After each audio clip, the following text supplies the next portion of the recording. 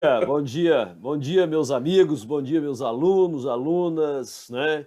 E todos aqueles que, né, de alguma forma, tiveram acesso a esse bate-papo entre amigos também, né? Então, estamos aqui depois de uma semana, nós começamos a conversar sobre a pandemia e havíamos até prometido, né, fazer uma conversa mais alinhada também ao que está acontecendo no planeta.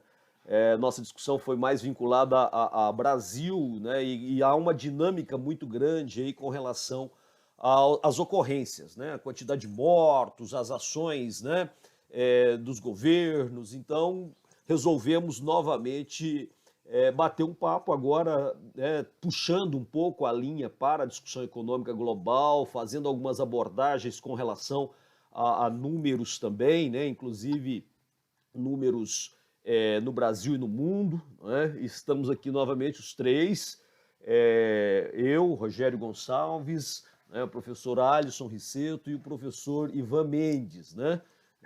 Novamente a discussão em torno dessa linha, né, muitíssimo preocupante, que é a linha vinculada aos impactos agora da pandemia sobre a economia, né? E aí eu gostaria que, né, os meus amigos, o professor Alisson e o professor Mendes, fizessem algumas abordagens preliminares sobre essa percepção mesmo, né, do que nós estamos vivenciando aí. Então, professor Alisson, por favor, né, fala para nós um pouquinho sobre essas percepções preliminares aí, hoje, dia 18 de maio, já com números assustadores, inclusive, né? Bom dia. Sim, sim. Bom dia. Bom dia, Rogério. Bom dia, Mendes. Bom dia a todos aí. Bom dia, boa tarde, boa noite, né? Aqui que eu assisti isso, independente do horário. Obrigado mais uma vez por a gente estar aqui, podendo participar dessa conversa. Sempre muito bom, né? Poder estar aqui.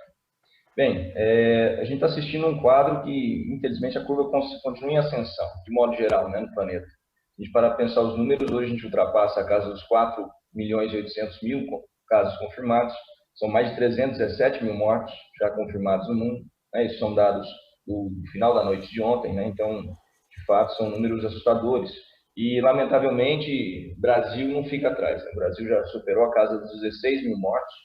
Nós falávamos na última live de pouco mais de 10 mil, Isso, 10.100. isso. Hoje nós já temos 16.100 mortos. Então, em 8 dias, 9 dias da última live, nós tivemos aí mais de 6 mil mortos confirmados.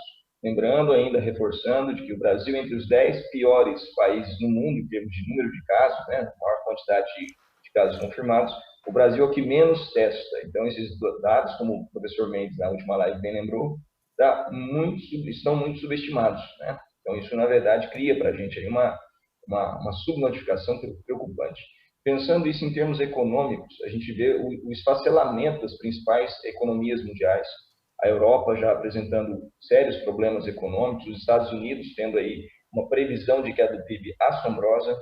Nunca se teve nos Estados Unidos um número tão grande de pessoas desempregadas, números de desemprego real nos Estados Unidos, que já falam de mais de 25% da taxa de desemprego, são números equivalentes à Grande Depressão dos anos 30. Né? Então, nos últimos 90, 80, 90 anos, esse número é assustador. Né? E é uma guinada muito rápida, né? Porque os Estados Unidos vinham de um crescimento da empregabilidade, uma diminuição da taxa de desemprego. Apesar de serem empregos precarizados, vinha percentualmente diminuindo. Né? E agora tem essa guinada abrupta em poucos meses, em 2, 3 meses aí, para um número assustador. Foram, só nesses últimos dias, foram mais de 36 milhões de pedidos de seguro-desemprego nos Estados Unidos, número recorde. Se Recorde. você traz isso, se você traz isso para o Brasil, a situação não é muito diferente. Né? A gente tem aí uma situação de uma precarização da população. Lembrando que a crise econômica que a gente vive hoje, ela não é uma crise criada meramente pelo coronavírus, mas ela é uma crise agravada por ele. Porque essa crise socioeconômica já estava instalada antes. Ela já vinha de uma precarização das condições de vida da grande massa trabalhadora. De 2014, 15, 16 para cá, esse quadro, pensando em Brasil, se aprofundou. A nível internacional, isso também foi visto. Né? Então, na verdade, a gente, lamentavelmente, chega num contexto aí de extrema turbulência econômica e social, né? Para além de sanitária, para além desse quadro. Doutor Mendes, fala para nós um pouco sobre essa questão. Bom dia, boa tarde, boa noite a todos. É um prazer mais uma vez estar aqui, podendo contribuir de uma forma humilde, mas sincera, né, a respeito do que está acontecendo em nível nacional e em nível mundial, não é? E eu acho que o Alisson pontuou muito bem, né, que a crise econômica precede a pandemia. A pandemia ela é um golpe de misericórdia numa economia que já estava cambaleante, né? Economia capitalista global que já estava mostrando sinais de esgotamento. Essa financeirização, né? O capitalismo financeiro mostra um esgarçamento também, né? Porque ele está desvinculado, desconectado da economia real, né? Então, o que a gente já vem observando na economia real antes da própria pandemia?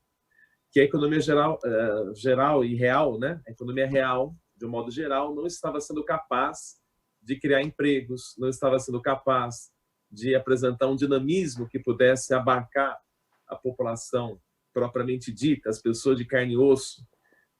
A gente observou, né? Isso é mais ou menos consensual dentro da academia, dentro dos grandes debates, de que a economia capitalista ela já não vem sendo capaz de gerar dinamismo, não só do ponto de vista da empresa, mas do ponto de vista do trabalhador também, né? Parece que é um esgotamento do modelo capitalista convencional, né? Isso fez com que os investidores escapassem para a financiarização, para a compra e venda de papéis. Então, essa crise ela é anterior à própria pandemia. A pandemia veio desnudar, veio mostrar tudo isso, né? E como é que ela vem agindo de modo a agravar o problema da economia real? Porque ela quebrou o circuito do próprio capitalismo, né? As redes elas foram rompidas. Quando os aviões se encontram em solo, quando os aeroportos se encontram fechados, quando os hotéis se encontram fechados, quando não tem mais consumo no shopping, mesmo que alguns shoppings, né, de forma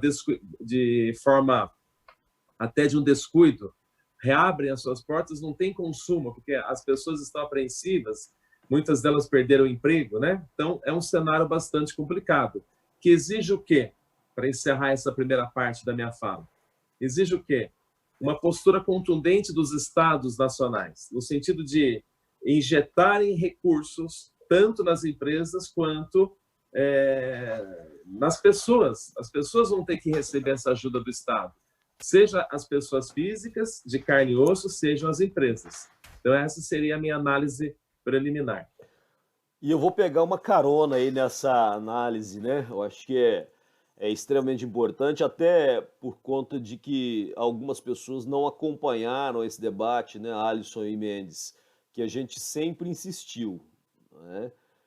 O Alisson comenta sobre essa questão também, né, da presença do Estado, né? O professor Mendes reforça a presença do Estado, e aí nós, né, na discussão que o Alisson faz sobre a questão econômica, sobretudo dos Estados Unidos, que é talvez o chamado carro-chefe da economia global a partir de 1945, né, e que acabou servindo como uma espécie de modelo para os outros países. Na verdade, essa espécie de modelo foi o que eles realmente idealizaram, eles construíram isso numa lógica, e essa lógica, que é a lógica da Guerra Fria, que é a lógica da bipolarização, que é a lógica da felicidade, a lógica da liberdade, a lógica do consumo, de um consumerismo excessivo, e isso acabou virando um modelo para muitos muito agradável, né? De certa forma é fascinante, a gente não pode negar isso, né?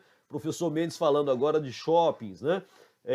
Que estão fechados, inclusive, né? Eu diria que na perspectiva de formas geográficas, né, que é um conceito importante lá do Milton Santos, né, o grande templo atual das duas últimas décadas ou 3 décadas é o shopping center, um dos grandes representantes do consumismo. Se a Bolsa de Valores é o grande representante de um capitalismo financeiro informacional, nós temos um shopping que é o grande representante, o grande templo aí na forma geográfica atual, né, desse modelo. E é exatamente isso que nós temos que entender, né? Aquilo que foi construído durante o período da Guerra Fria, baseado na lógica neoliberal, de que o Estado ele seria descartável para muitos, né? Que ele não teria importância, que ele seria, os gastos estatais seriam, na verdade, um obstáculo ao desenvolvimento de uma economia capitalista, né, baseada em preceitos liberais. Então, a discussão preliminar nossa está vinculada a isso, né, essa discussão de âncora mesmo. O que os Estados Unidos, e eu vou comparar, como os colegas fizeram também, com 1929.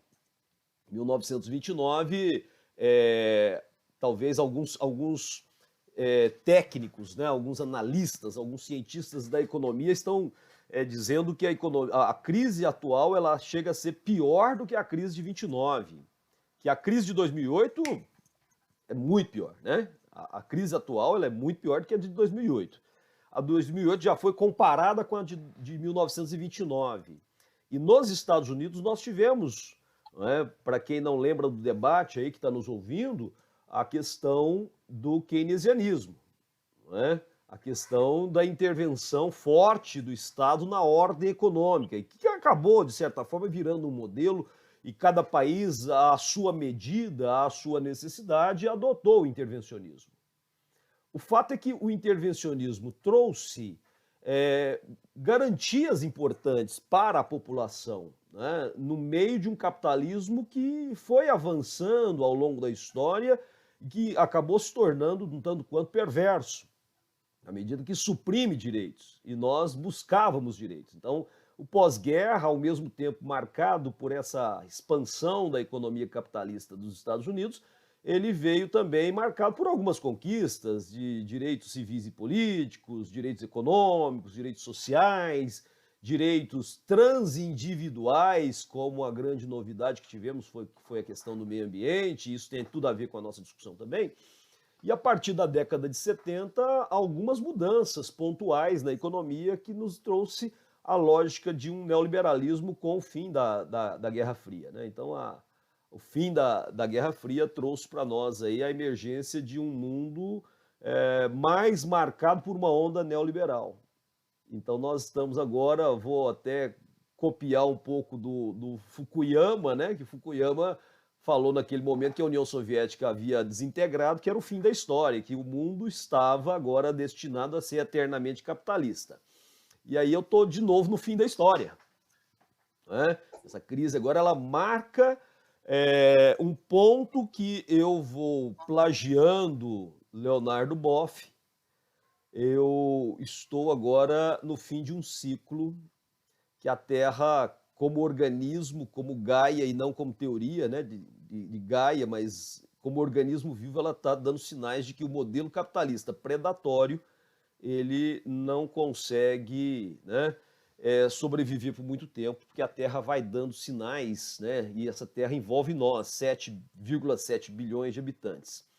Então, e o anteparo que existe para isso é o Estado. O Estado é que pode, né, como a gente já percebeu na prática em 1929, a presença do Estado, em 2008 agora a presença do Estado para sanear a economia, agora de novo, né, a necessidade de um Estado com um sistema de saúde, com garantias fundamentais para que nós possamos enfrentar. Então, acho que o primeiro ponto que a gente elenca com a economia, que a economia, embora seja importante, ele não é o elemento mais importante, o elemento mais importante somos nós, seres humanos, com saúde, com vida, e o Mendes destacou muito bem essa questão, né, da economia paralisada ou em recessão, em que o Estado tem que dar um suporte para as garantias sociais, né? Então, não dá para pensar em Estado mínimo ou Estado fora, né? Eu tenho que pensar no Estado atuante. Então eu vou lembrar sobre isso. Então acho que todo mundo que nos acompanha aí tem que fazer uma leitura sobre isso, né? E eu vou devolver a fala agora sobre uma matéria que saiu há alguns dias no G1, né? Para a gente retomar. E eu gostaria que fizessem essa abordagem também levando em consideração inicialmente o Brasil, né? E aí o G1 trouxe, né, na parte de economia, falando que A pandemia paralisa a economia. Isso é uma manchete. Afeta cadeias globais de suprimentos, fecha fronteiras, derruba bolsas, cancela eventos do mundo todo e coloca países em recessão.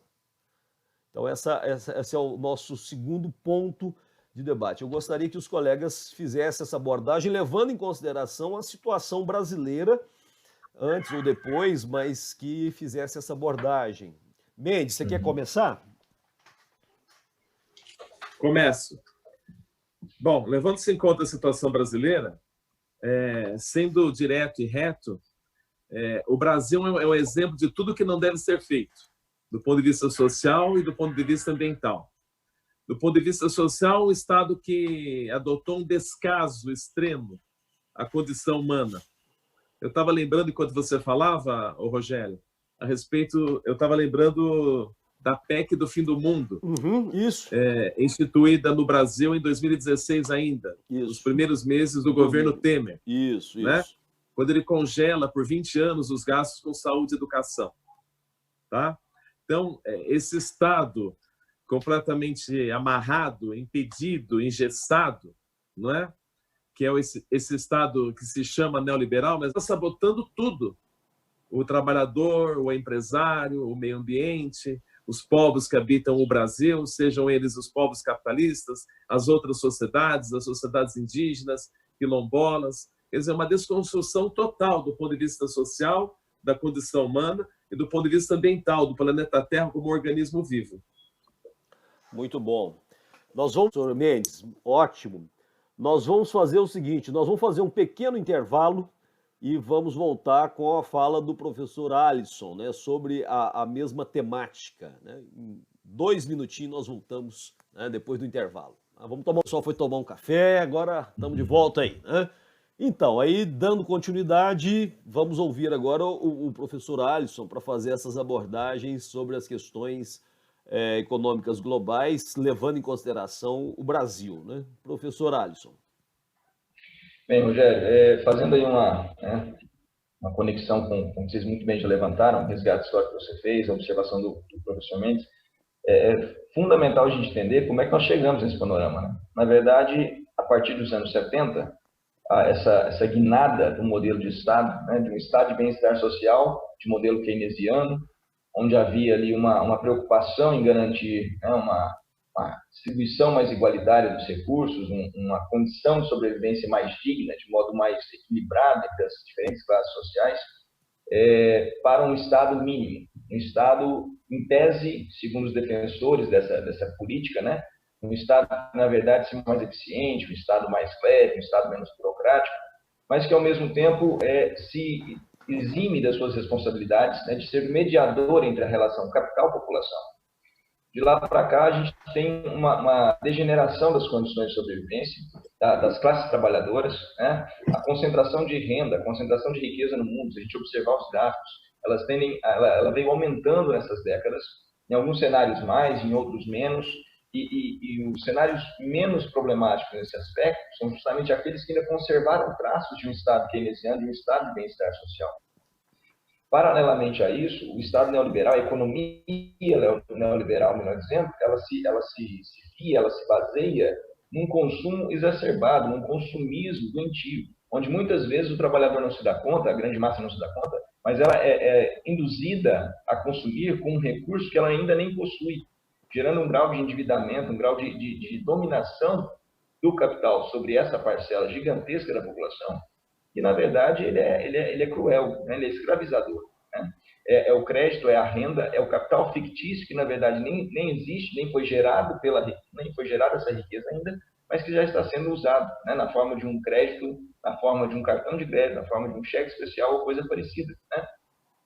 Isso gera uma dependência cada vez maior, um acorrentamento cada vez maior das pessoas a essa situação, que foi gerando um quadro de descontentamento, um quadro de insatisfação. Se nós pegarmos aí as manifestações mundo afora, antes da eclosão da pandemia, a gente olhava para a Europa, na França, por exemplo, né, os coletes amarelos, a gente olhava para a América Latina em convulsão em vários países do mundo. Nos Estados Unidos, apesar das decrescentes taxas de desemprego, as condições de trabalho muito precarizadas. a grande parte dos trabalhadores americanos, por uma série de limitações de direitos, de liberdades, acabavam não tendo condições de se manter de forma digna com os seus diversos trabalhos, trabalhando por hora, trabalhando 16, 17 horas por dia, né? Grande parte da população americana vivia essa realidade. Então já havia um descontentamento. Descontentamento esse agora ainda maior em função do quadro pandêmico. Então, quando a gente imagina o quadro do SARS-CoV, né, 2, né, do Covid-19, como você bem disse, pode ser um ponto de inflexão, sim. A depender do tempo de duração desse quadro de estrangulamento, de interrupção das cadeias produtivas, o circuito produtivo foi rompido, como o Mendes mencionou, e isso se dá muito em função dessa interdependência, desse quadro, né, de conexão dos diferentes lugares, de conexão das etapas da produção. A depender do tempo de interrupção disso, o capital não tolera essas interrupções. Nós estamos vivendo, com certeza, um momento de grandes transformações, transformações de diversas ordens, diversas escalas, e que certamente nos dará a necessidade de um Estado plenamente keynesiano, mas um novo modelo de Estado, contrariando a profissão de fé que foi feita no Estado neoliberal. Se o Estado não toma as rédeas da situação agora, a iniciativa privada não o fará. Não fará, até por uma questão de limitações. Quando a gente olha, por exemplo, a questão dos fluxos, que é a essência desse modelo produtivo capitalista globalizado, especialmente nos últimos 40 anos, muito baseado na ideia do estímulo ao consumo, o consumismo, a ideia de você criar pessoas que não pensam em outra coisa a não ser no ter, no consumir, né, no ter os bens materiais, ele depende necessariamente de uma cadeia complexa, de uma conexão entre diferentes lugares do mundo. E essas conexões dessa vez estão interrompidas. A maior companhia de aviação, o Canadá, por exemplo, fez uma demissão em massa nos últimos dias, dizendo que ela acredita num mundo muito diferente daqui para frente. Um mundo muito mais virtual, muito menos material, em termos de dinâmica, de deslocamentos, de fluxos. E isso nos leva a pensar em dois efeitos que são também uma escala, digamos que microeconômica e uma escala macroeconômica. Quando eu penso na relação, por exemplo, entre as classes sociais, parece estar surgindo uma nova divisão de classes, entre os que precisam se expor ao risco da contaminação e da morte, e aqueles que podem pagar para não se expor. Você tem uma precarização de uma grande parcela da sociedade que já vinha acontecendo, que coloca uma multidão de pessoas em uma condição de ter que se submeter à exposição ao risco. É o entregador, é o trabalhador informal, é o trabalhador da área médica, que muitas vezes também vivem em condições precarizadas, especialmente os quadros de enfermeiros, de técnicos de farmácia e outras pessoas que estão ligadas a essa área. Né? É o usuário do transporte público coletivo. Transporte público, né? Então você tem parece a formação de duas novas classes aqui. Aqueles que precisam se expor para sobreviver e aqueles que podem pagar para não se expor, explorando o risco desses outros. Numa escala macro, quando a gente pensa nessa cadeia produtiva global, a tendência que se percebe, pelo menos de imediato, que reflete a longo prazo, é a ideia de uma reespacialização das cadeias produtivas, no sentido de você aproximar novamente essas cadeias, tornando menos dependente de outras áreas. As cadeias de insumo, como você bem destacou na matéria do G1, ela foi interrompida sim. E à medida em que não se pode, né, produzir e estimular o consumo no ritmo desejado pelo capital, que não tem compaixão, que não tem piedade, que não tem princípios nem escrúpulos. A verdade é essa. A única entidade capaz de dosar a relação população-capital, trabalhadores-capital é o Estado. Então, na verdade, à medida em que você tem essa ruptura desse circuito, o capital se desvaloriza. E os donos desse capital, as grandes transnacionais, os grandes conglomerados do setor financeiro, vão desejar, de uma forma ou de outra, a retomada dessa produção. Mas essa retomada, nesse momento, significa um risco de milhares de pessoas. Risco de morte, inclusive. Então, na verdade, nós estamos tratando aí de um momento de inflexão extremamente complexo e que pode ter implicações, inclusive, geopolíticas duradouras. A gente pode estar diante de um ponto de mudança mesmo, de guinada nesse cenário. Com relação à mudança, eu acho que está visível, né, que nós tivemos aí Nós estamos falando de fim de capitalismo, não é isso que estamos comentando, Não. né? Lembrando bem que a transição do feudalismo para o capitalismo foi extremamente longa, a transição. Né? 4 séculos, então o modo de produção ele não se esgota instantaneamente, ele não acaba imediatamente e começa outro na sequência, né?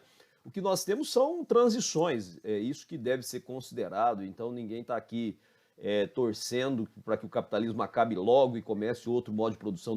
Não é essa discussão, é para entender o que está acontecendo no momento. E eu vejo uma transição de um modo de produção, de um modelo capitalista, como eu falei há pouco, perverso, né, e tanto Mendes quanto o Alisson, né, fizeram abordagens também nesse sentido, desse capitalismo perverso, que eu levaria uma palavra comum, né, que é um modelo insustentável. Né? Esse modelo ele é insustentável, como eu disse há pouco sobre a questão do modelo, né? O Leonardo Boff entra nessa discussão de que a Terra não está aguentando, ela está dando o retorno, né? Os impactos gerados por nós, seres humanos, por meio de um modelo capitalista, né, extremamente produtivista, vinculado a lucro e renda, sem pensar efetivamente no ser humano, tem trazido essas consequências para nós na forma de mudanças, né, do equilíbrio global. Né? E o vírus é mais um episódio desse impacto. Então, assim, acho que precisamos repensar o que estamos fazendo com o planeta, a maneira como estamos fazendo, né, que esse modelo capitalista realmente ele é insustentável, porque nós estamos produzindo muito além daquilo que necessitamos e o que é pior, muito além do que necessitamos, e temos muitas pessoas em situação de colapso, como o professor Alisson acabou de falar. E aí, na visão do mercado, na visão do Fundo Monetário Internacional, da OCDE, dos investidores, nós estamos num quadro de recessão. E o desamparo que se criou ao longo desse modelo, né, desde que surgiu lá com as revoluções industriais e suas transformações no pós-Segunda Guerra Mundial, o que tem feito é tirado a capacidade humana de subsistir, né, sendo altamente dependente de sistemas produtivos e agora, no pós-Segunda Guerra Mundial, de um sistema financeiro. Então, estamos, segundo o FMI, num quadro de recessão, e essa recessão tem um vínculo direto com o coronavírus, mas eu vou relembrar a fala do professor Mendes que o colapso já estava acontecendo, né? O corona é a gota d'água, mas nós já estamos em colapso há muito tempo. Somos numa crise há muito tempo, né? Tendo em vista, inclusive, a situação brasileira, né? Então, o problema é que você tem aí uma aceleração, né? Acho que a Leandro Carnal é feliz quando fala disso, né? Quando ele fala de, olha, as crises, as pandemias, na verdade, as guerras aceleram processos, né? Então, eu tenho, sem dúvida alguma, temos aceleração agora biotecnológica, por exemplo, né? Pesquisadores se debruçando em torno de uma vacina, quer dizer, aceleramos, né, tecnologias com as crises, com as guerras, com as epidemias, e aí, nesse caso, sim. E, lógico, né, aquelas economias bolha, como é o caso dos Estados Unidos, né? O maior PIB do planeta, mas como é que fica o gasto público em relação ao PIB do país, né? Passa de 100%, não é isso? É a situação de vários países na Europa, a situação de Japão, quer dizer, aqueles países desenvolvidos cuja industrialização ocorreu nos séculos XVIII, XIX e início do século XX, esses países eles têm economias baseadas em bolhas, né? Quer dizer, extremamente fragilizadas. E aí a prova disso até uma pergunta para os colegas agora sobre isso, né? Estava olhando que o número de mortos para 100 mil habitantes em países muito pobres, como Bangladesh, por exemplo, é infinitamente menor do que nos Estados Unidos ou na Bélgica, né?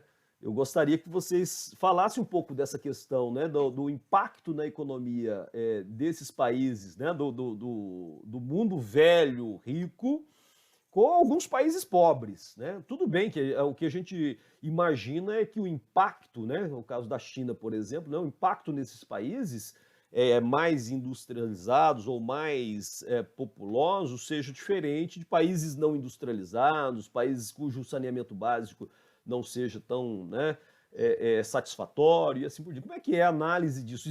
Vocês conseguiram observar algum padrão nisso? do ponto de vista ainda econômico, mas um padrão de impactos sociais. O Mendes falou do desemprego agora há pouco, né? Queria que o Alisson falasse um pouquinho, né? E o Mendes também sobre essa questão. Bem, assim, Rogério, quando a gente observa o quadro, né, os Estados Unidos como né, grandes motores da economia global, sempre é um maior foco, né, de análise, ele juntamente com a China. O que a gente percebe é que, na verdade, existe aí nos Estados Unidos especificamente, esse quadro, né, pandêmico, essa situação exorbitante, tendo ele hoje um dos hotspots, aí, um dos pontos quentes, né, do cenário global, muito se deve a essa falta da presença do Estado no setor público. Os Estados Unidos não possuem um sistema público universal de saúde como o Brasil possui, por exemplo, como outros países, exemplo de europeus, possuem, né?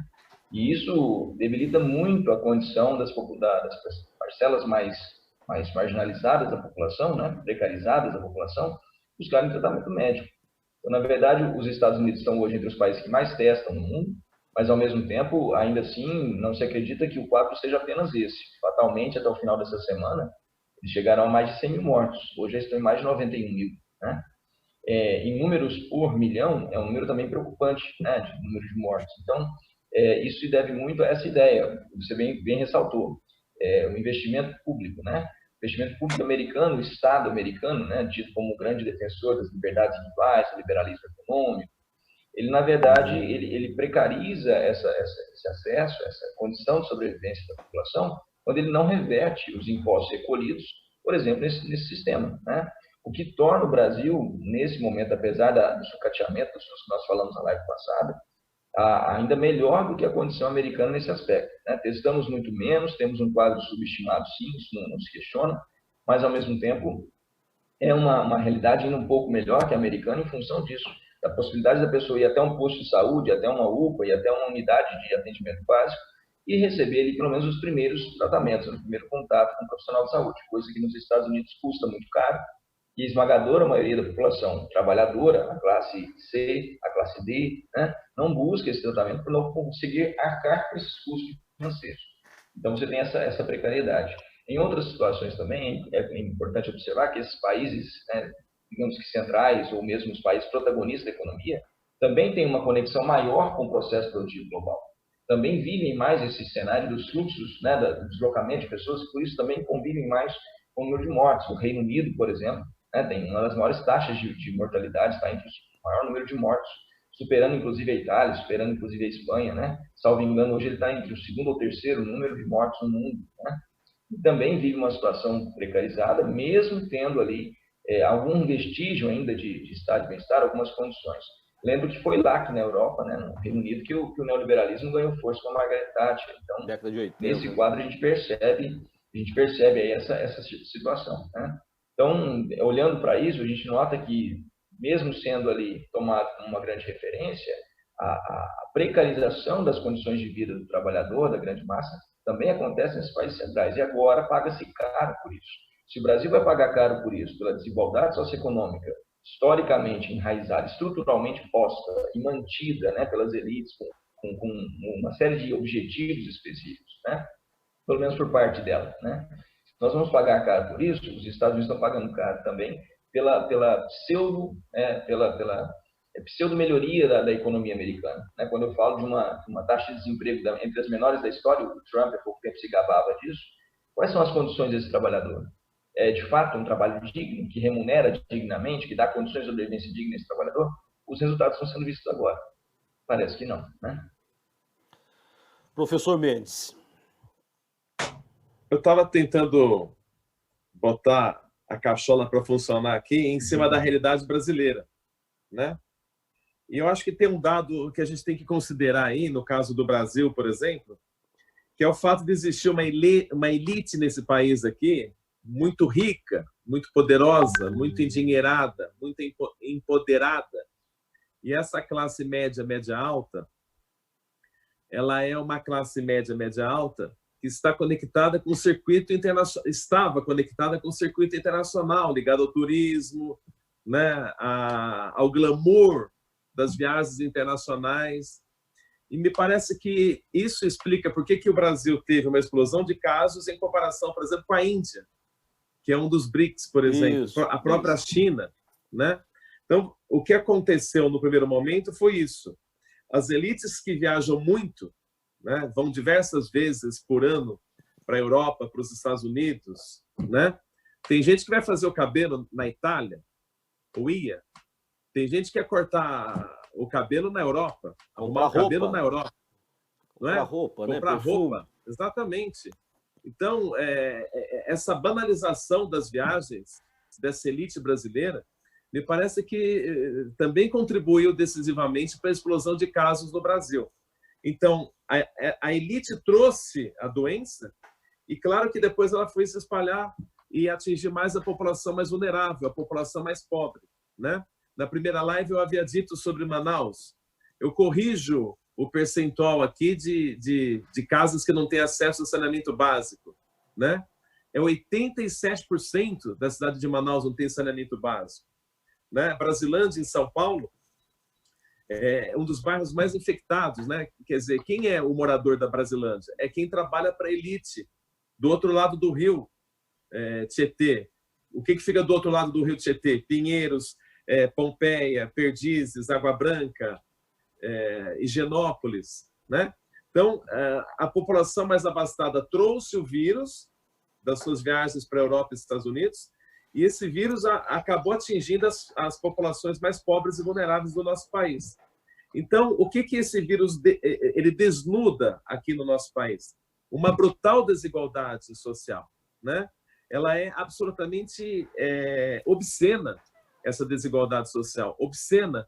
Então, ela desvendou um Brasil completamente medieval, de um lado, não é? Que contrasta com o Brasil integrado ao circuito internacional do turismo, das viagens, dos eventos, né?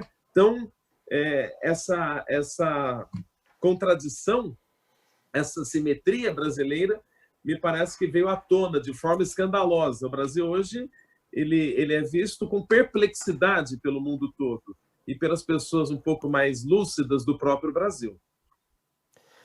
Lamentavelmente, nós, né, avançamos negativamente aí nessa questão da pandemia, né, dos números. Estamos, infelizmente, entre os primeiros colocados, né, em mortos e disseminação aí desse vírus. E o que o professor Mendes comentou agora é simplesmente, em primeira instância, né, assustador, mas é a grande realidade, né? Quer dizer, é uma doença trazida pela elite que viajava, né? Você pode perceber alguns países que não têm aí a incidência do vírus, são países mais isolados, né? Então, obviamente, a banalização do circuito aí de viagens, o que eu diria um dos eventos da globalização, né? A globalização ela chegou em níveis de velocidade muito interessantes, né? Quer dizer, com a virtualização você tem a circulação de capitais, circulação de informações, uma coisa absurda, né? Velocidade da luz, né? O dinheiro está circulando pelo mundo. E o que é mais curioso é que essa velocidade também chegou às pessoas, né? Você imagina que nas primeiras fases da globalização, aí, a partir da expansão marítimo-comercial, era uma coisa esquisita, estranha, né? Inimaginável para nós como que nós poderíamos ter aí uma caravela saindo da Europa e chegando aqui na América, né? Então, seriam semanas, meses, né? Com o advento do avião, isso ficou muito mais acelerado, né? Mas acelerado também ficou o contato entre as pessoas. Então, nós temos mais pessoas circulando o mundo afora a partir do momento que eu tenho revolução aí nos transportes e tudo mais, e o avião é um grande representante disso, né? Então, após eu diria aí, as últimas décadas do século XX, o número de voos e o número de pessoas circulando o planeta fora aumentou de forma substancial, que aumentou o contato com as pessoas. Então, isso torna a população mundial frágil na medida em que mais pessoas estão circulando de avião, né? Mas aí, quem é esse que está circulando de avião? Embora tenha uma certa popularização, acho que o que o Mendes coloca é exatamente isso, né? O sujeito que viaja é o sujeito de uma elite, ou pelo menos aquele que se acredita da elite, né? Porque o Alisson falou de uma questão também de gasto, né? Em gasto que o cara não tem, né? Que a pessoa não tem. Então, muitas vezes ele até não é aquela elite, né, Mendes? Mas ele está comprando aquela passagem em 24 parcelas, né? Juntando milhas e juntando as economias para poder fazer o cabelo lá em Milão, né? Para comprar um sapato em Nápoles, para fazer compras em Nova York ou Miami, né? Para se sentir um pouquinho da elite também, né? Tem esse problema aí. E é essa Sim. pessoa que veio para o Brasil, né, voltou ao Brasil trazendo lá o vírus. Isso é um dos efeitos da globalização. Essa rapidez de deslocamento de pessoas, né, para efeitos de contaminação é uma coisa absurda, é rápido demais. E isso gerou um fenômeno meio que anti-globalização, né? E os países começaram a ter que se fechar, os voos diminuíram, né? As companhias estão paradas, não é? Companhias como a Gol, por exemplo, né, que estão na Bolsa de Valores, né, caíram aí em torno de 80% do valor acumulado aí no mês passado, né? Então, porque a procura diminuiu brutalmente. Então, assim, o que a gente vive agora, embora não seja o fim do capitalismo, é uma grande transformação na medida em que você cessa fluxos, né? De volta o Milton Uhum. Santos com essa discussão, né? Então, e aí nós temos que ficar mais fixos, né? Dessa coisa de isolamento, de lockdown, entre outras coisas. Então, eu acho que aquela velocidade toda da globalização, né? Alguém comparou aí o capitalismo globalizado com um ônibus ou um trem em altíssima velocidade sem motorista, né? E agora, de alguma forma, algum mecanismo está entrando no freio desse capitalismo acelerado, né? Então, esse é o cenário, né? Eu vou pedir para os colegas fazerem as abordagens finais aí para a gente fazer o encerramento, né? Fazer uma discussão, um debate, um resumo, alguma coisa que possa ajudar, né, as pessoas a raciocinarem um pouquinho mais sobre essa situação. E é bem provável, estou pensando aqui comigo, viu, colegas, que nós vamos ter que voltar a essa discussão, porque semana que vem deve ter outras novidades, então vai ser difícil sair desse assunto, né? Lamentavelmente, né? Professor Alisson, o que você me diz sobre isso? Bem, primeiro, digo que estou feliz demais de estar participando disso aqui. Esclarecedor, é enriquecedor. Eu, particularmente, tenho muito orgulho de fazer parte desse trio, desse quarteto, né? O Jorge, em breve, estará conosco, que sempre traz tantas coisas para a gente refletir. Assim como o Mendes, há pouco, eu tentei fazer algumas conexões do que a gente conversou aqui, e a gente é tão rico, né? Lamentavelmente, é tão rico no aspecto triste da análise, né? Das consequências socioeconômicas, ambientais, né? Sanitárias, que são preocupantes e lamentáveis pelos números, mas ao mesmo tempo é um debate tão rico e tão cheio de milímetros, de meandros, que a gente sim, certamente vai ter que voltar nisso. Quando você fala, Rogério, da questão de não ser efetivamente o fim do sistema, óbvio, é fato, né? Nós temos isso mesmo, não é o fim do sistema, o sistema ainda tentará se adaptar, né? Sofrerá uma nova mutação, como sofreu no pós-guerra com o Estado keynesiano. Vale ressaltar que aquilo foi fruto de um acordo entre as parcelas donas do capital e o Estado, Os porque havia uma inventores do New ameaça Deal, real, né? Os inventores do New Deal. exatamente, havia uma ameaça real ao sistema, havia um sistema alternativo, né? Liderado por uma superpotência naquele momento, uma superpotência que se colocava, né, como um dos membros dos aliados fundamental no contexto da Segunda Guerra, para o desfecho que a Terra teve, que a Segunda Guerra teve, e ao mesmo tempo era um concorrente direto. Não era necessário convencer o mundo de que o modelo ocidental capitalista, né, naquele momento, ele também era benevolente, ele também era preocupado com as questões socioeconômicas e, portanto, ele era também um melhor para se viver, né? Fazendo aí a concorrência ideológica, a concorrência no íntimo, né? No subconsciente das pessoas. Também é muito interessante quando você coloca que, na verdade, as pessoas elas nem são efetivamente essa elite, mas se entendem como sendo. Isso nos leva à ideia do fetiche, né? Do desejo por integrar, né? De se sentir parte de algo que, na verdade, ela é tão vítima quanto, mas se enxerga como protagonista, né? O que é um grande equívoco. E aí, quando a gente para pensar nas várias possibilidades, você bem disse que a gente né, precisa voltar nisso, então fica talvez até como uma provocação para a nossa próxima conversa. Quando eu penso no cenário como um todo, o Mendes fez uma exemplificação muito bem feita, né, muito feliz, que foi de encontro com aquilo que eu disse há pouco, da ideia de que parece que estão surgindo novas, eu não diria talvez classes, mas novos grupos sociais de contraposição. Parece que há uma repaginação na luta de classes, onde de um lado você tem aqueles que trouxeram, que iniciaram esse quadro pandêmico, que buscaram isso no exterior e trouxeram para cá, e que lamentavelmente agora disseminaram isso entre os mais pobres, entre os marginalizados do sistema. Marginalizados, porém, incluídos na medida do desejo daqueles que protagonizam o sistema, Quando ele tem acesso à tecnologia, ao smartphone ou algo parecido, essa parcela, ainda que marginalizada, ela acaba sendo também massa nesse processo todo, Quando a gente pensa em quem pode se defender do vírus, fazendo a sua reclusão, um empresário, da pessoa abastada, e quem, na verdade, é obrigado a se expor, porque ele precisa da renda de hoje para comer hoje e para tentar sobreviver amanhã. Então, você tem um afunilamento desse tensionamento no tecido social. E isso pode nos levar, somado a outros processos, a exemplo da ampliação da automação das cadeias produtivas, essa é uma tendência, da virtualização das relações cada vez maior. Lembrando que essa virtualização ela está nas mãos de alguns poucos conglomerados empresariais transnacionais.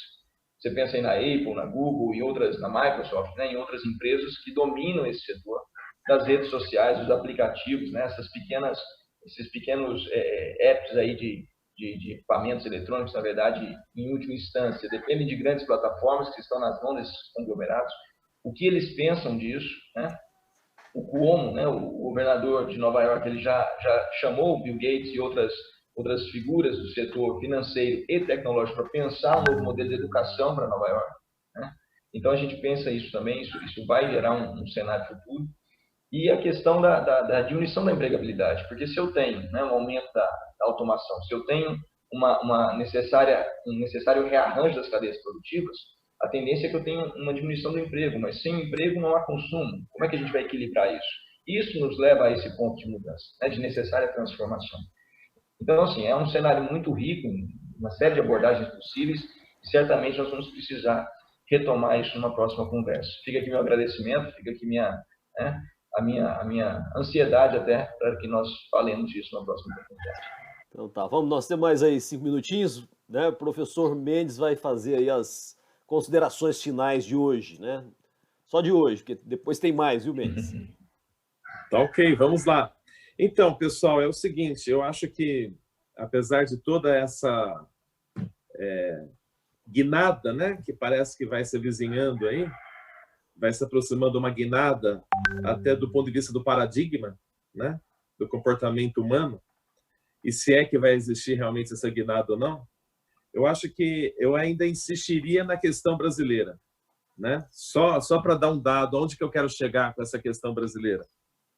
Os últimos números apontam que 3 milhões de brasileiros simplesmente não existem, porque não tem sequer um RG. 3 milhões. Exato.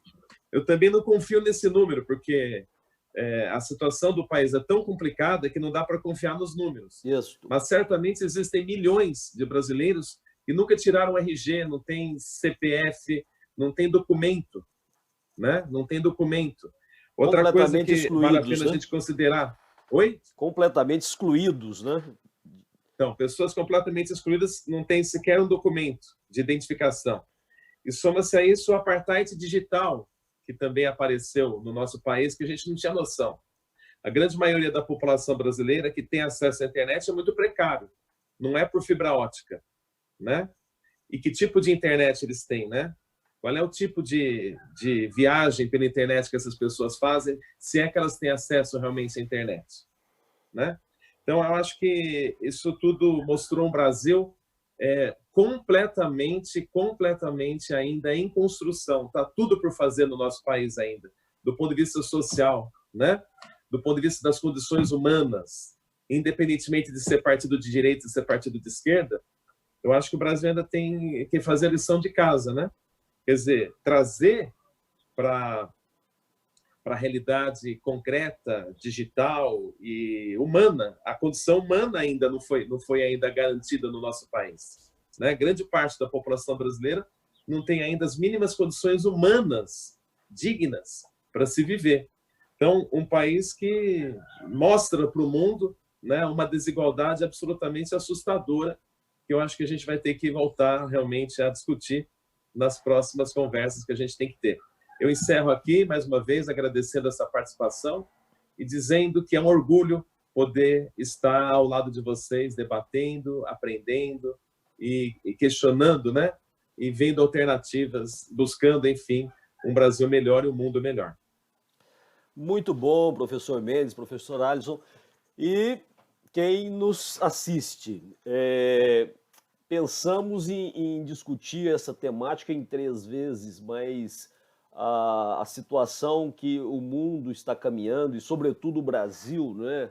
Eu acho que concordo com o Mendes, temos que insistir com o Brasil em todos os aspectos, seja para fazer uma radiografia do que está acontecendo, e também entender para poder agir, né? E, lamentavelmente, não temos muitas condições de ação direta, né? Porque estamos dentro de um país, como eu disse, acéfalo, na verdade, né? A palavra talvez seja essa, sem atitudes, né, que sejam positivas no sentido de resolver problemas, né? Parece que as pessoas que estão no governo só estão piorando a situação que a pandemia tem nos trazido, né? Porque já é um problema, né? Se você tem um governo proativo, né? Pessoas que estão agindo de fato e vão enfrentar uma situação de pandemia, não é uma tarefa fácil, não é uma tarefa simples, né? Mas se essa pessoa, se esse corpo, né, político